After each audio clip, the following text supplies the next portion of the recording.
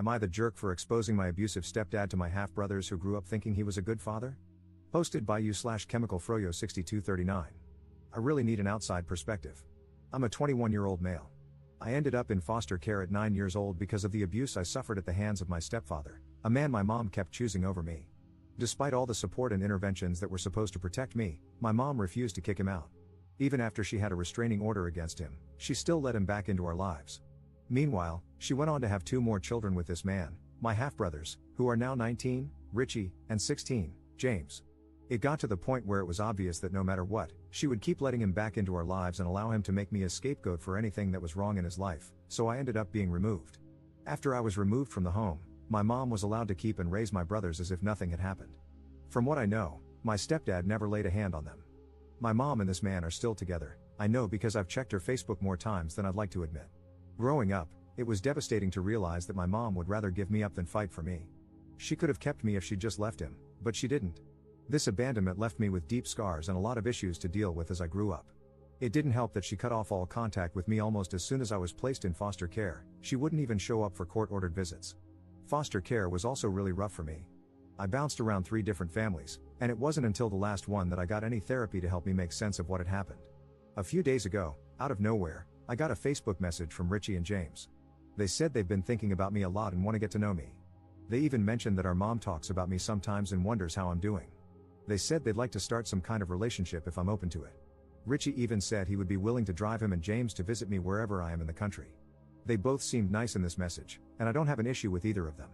At first, I was going to ignore the message because I don't want anything to do with my biological family. But then a darker thought crossed my mind. This could be my one and only chance to expose my stepdad for the monster he truly is. I could finally tell my half-brothers everything he did to me, everything he put me through, and let the truth come crashing down on them. I know that if I do this, it'll probably destroy any chance of having a relationship with them, but honestly, I'm not sure I want one anyway. I told my friend that I was thinking about doing this, and he said it's a really bad idea that won't accomplish anything I want it to. He said it will most likely just cause them to think I'm bitter and mean and won't make them have any issues with their dad.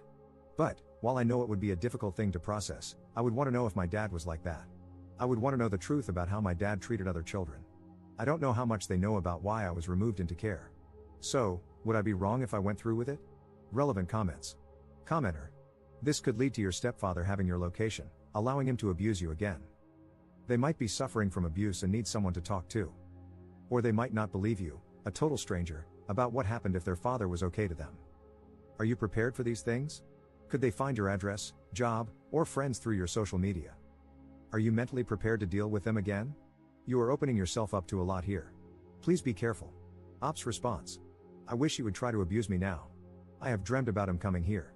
He's a huge, fat, old man, and I would kick his crap so fast if he even came near my property. I guarantee he would be too much of a wuss to mess with an adult, though. But I understand your point with your comment. Commenter 2. Not passing judgment, but your stepdad and their dad are different people. What do you gain by ruining their image of their dad? Would you be happy if they ended up hating their dad and no longer had a relationship with him? Would it make you feel good to take their dad away from your brothers? Because honestly, I don't see a reason for you to poison the well unless that's your endgame, and that would make you the jerk. I have a half-sister. Our dad was awful to me. He was horrifically abusive to my mom and abandoned us after never paying child support. He would love bomb and then disappear over and over. If I was unhappy, it was always my fault. My half-sister grew up with a loving and attentive dad. They're super close, and she loves him dearly. She knows that our dad and I have a more difficult past, but I never try to damage her relationship with him. I'm happy she has a dad who is good to her. What would I gain from hurting their relationship? I would be hurting her, and he genuinely is a different person, as I'm significantly older than her, and he has matured in that time. I'm not saying that's the case with your stepdad, but I would never hurt my half-sister because of my childhood pain. Ops response.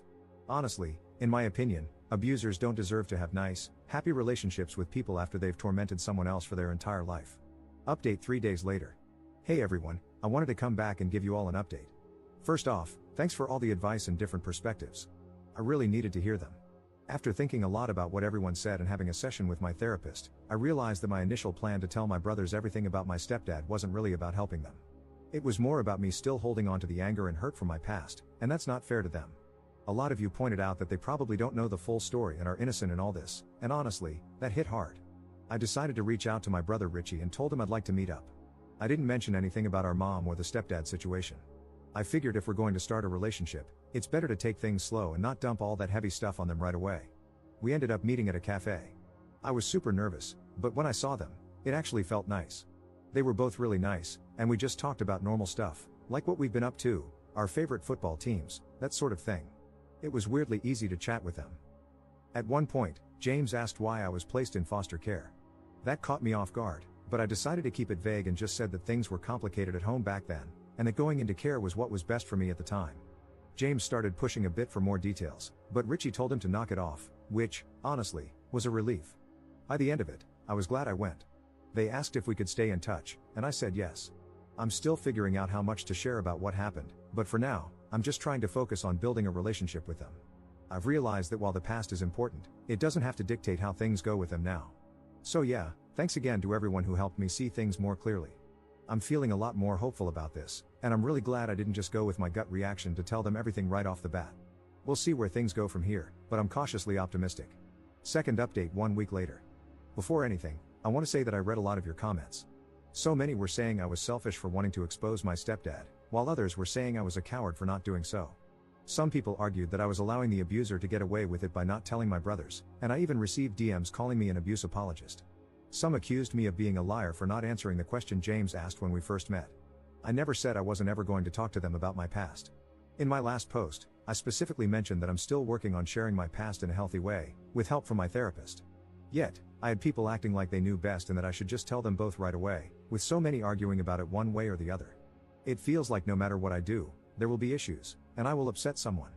I'm aware of that, and I'm trying to navigate this in my own way, so please be respectful of that, even if you would have handled it differently. I'm in no way letting my stepdad get away with the abuse. I tried everything I could as a child and teen to get him prosecuted. I've accepted that it's not going to happen. Just know that I am a real person who reads the comments, and not everything I do is perfect. But please, just be kind. I'm not saying this to stop people from giving me advice. I welcome advice. Just be positive and kind. I don't need more negativity. Anyway, in the week since my last post, I have met up with my brothers 3 more times, once with both of them, and twice just with Richie. There seems to be an instant bond between us, something I didn't even know I wanted. I'm really enjoying hanging out with them, which is amazing because I never thought I'd want to see any of my family again, let alone start developing a good relationship with some of them. When I last met up with Richie alone, we went to see a movie and then grabbed something to eat. We talked about our plans and what he's doing now, and eventually, the conversation shifted to me and foster care. I asked him what he had been told about me growing up. He said they hadn't been told much, but that our mom sometimes talks about me. I asked him what he remembered of me and why I was taken into care. He said he has some memories, fuzzy ones and some clearer ones, but he didn't know for certain what happened. He recalled a lot of fighting and arguing between me and our stepdad. He mentioned having one very clear memory of me but wasn't sure if it was appropriate to share it. When he asked me what I remembered, I told him it was difficult for me to talk about with people. He said he understood if I didn't want to get into it. I asked Richie what his clear memory was, and he recalled me being about 8 years old. He remembered our stepdad taking off all my clothes, putting a dog collar on me, and making me eat dog food. He said he remembered his dad hitting me with a belt as I cried while eating out of the dog bowl. This actually happened many times while I was growing up, but Richie said he only remembered it happening once. I started crying, and Richie immediately apologized for bringing it up, but I told him not to. I was actually relieved that he remembered some of the abuse I went through. He guessed that the abuse by our stepdad was the reason I was taken away, and I confirmed it. I asked if our stepdad had ever abused him or James, and he said no, he hadn't. However, Richie mentioned that he wasn't close to either our mom or his dad. He said they were never amazingly loving people, but they never abused him or James. He apologized again. We talked more about our childhood, and I felt safer opening up about the abuse since Richie already remembered some of it. We discussed it further, with me trying to answer his questions and him answering some of mine. He asked if the trauma still impacts me now, and I was honest, telling him that it does and that I've attempted to end my own life multiple times because of it. He apologized for not being there for me and for not sticking up for me. I assured him that nothing that happened was his fault or mine, and that we can't change the past. After we finished, we both went home. Later, he messaged me saying he's glad I grew up and managed to keep living. I think he meant it in a sweet way, even though it came off a little awkward. I feel really amazing knowing that I have a brother who seems to care about me. Just a few weeks ago, I couldn't have imagined that he would even like me. Third update 2 weeks later. Hey everyone, it's been 16 days since my last update, and I wanted to fill you in on how things have been going. I'm still working on building a relationship with my brothers, but it's been more complicated than I anticipated. While things started off surprisingly well, it's clear now that we're all navigating different versions of our shared past. After Richie opened up about his memory of the abuse, we've had more conversations about what I went through. I didn't want to keep tiptoeing around the subject, so I decided to share a little more, but I've been careful not to overwhelm them. James, though, has been acting a bit distant since then. I can't help but wonder if maybe he's struggling to process everything. I wouldn't blame him, it's a lot to take in, especially for someone who had no idea what was really going on back then. And I didn't even really tell him what happened, just that I was abused by his dad when I was young and that's what caused me to go into foster care. I only told him that much after he asked me again. Richie has been supportive, but I think even he's starting to feel the weight of it all. We had a pretty intense conversation a few days ago where he admitted that he's feeling conflicted. On one hand, he loves his dad, but on the other, he now knows what a monster he was to me. It's like he's torn between two realities, the dad he grew up with, who was far from perfect but never abusive to him, and the man who made my life hell. He hasn't said it directly, but I think part of him feels guilty for not experiencing the same horrors I did. I think he feels like I got it so he and James didn't. I keep reminding him it's not his fault, but I can tell it's weighing on him. Richie has been hanging out with me about 3 times a week, though, and we have a good time together when we do. As for James, he's been pulling away. I tried reaching out to see if he wanted to meet up, but he keeps making excuses. I get it, I probably dropped a lot on him. I've decided to give him some space and not push too hard.